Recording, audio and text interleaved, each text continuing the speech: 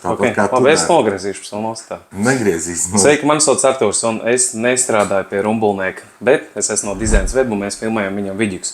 Mēs šodien viņam esam sagatavojuši 4 jautājumus, uz kuriem viņš točni nezina atbildi. Aiziet.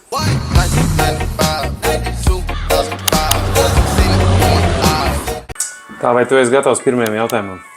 Jā, es esmu gatavs pirmajam. Tātad pirmais jautājums tev ir, cik reizes dienā tev prasa, vai šim auto ir īstais noskrējiens? Arī es prasu, vai tas ir īstais nobraukums, bet... Klientam? Nē, kad pērku automašīnu, karoči pārfilmējam. Kāpēc? Kaut ko baigi tālu, es karoči iebraucu. Tad jau tu zinās, turpin.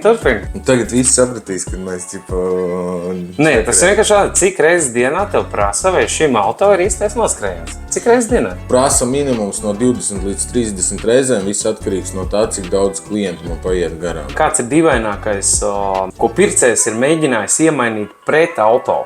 Ir bijuši tādi gadījumi, kad pietrūkst cilvēkiem naudu, visu cieņu pret Rumānijas cilvēkiem, bet tad tur man beigās bija pilns galds ar monētām un arī ar gultas veļas pārvalkiem, spilvendrānām. Nezinu, kur tādu spilvendu dabūt vai sēgu, kas tur darāt. Bet viņi autiņu dabūja? Loģiski viņi dabūja autiņu, savu cilvēcīgu attieksmi un pieeja katram individuālam. Tātad pie tevi var braukt ar kartupeļu maisu un meklēt autiņu, ja? Ne tikai kartupeļu maisu, man arī zivs un vēža garš. Ok, skaidrs. Kāds ir visneticamākais stāsts, ko esi dzirdējis par to, kāpēc klients vēlas pārdot savu auto? Man viņi visu liekas neticams stāsts. Nē, ja nav, tā nav. Zini kā, visi tie stāsti, viņi plus mīnus ir vienādi. Vai iegādājos jaunu automašīnu, vai sievai nepatika, vai vēl kaut kas, vai grib braukt ar automātisko kārtu. Bet tā, perfektā tehniskā stāvokļa.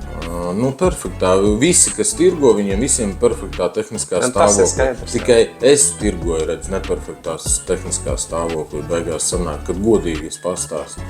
Bet jūs visi tirgojat perfektā stāvokļa. Nekas kompromitējošs. Kādu auto tu pats nekad nepirktu, ja tev pat piemaksātu par to? Tas noteikti ir... Tagad tev baigi jādomā. Vai tev placi ir tā? Nē, es tev pagaidu, es tev ātri. Tas bija Fiat kaut kāds.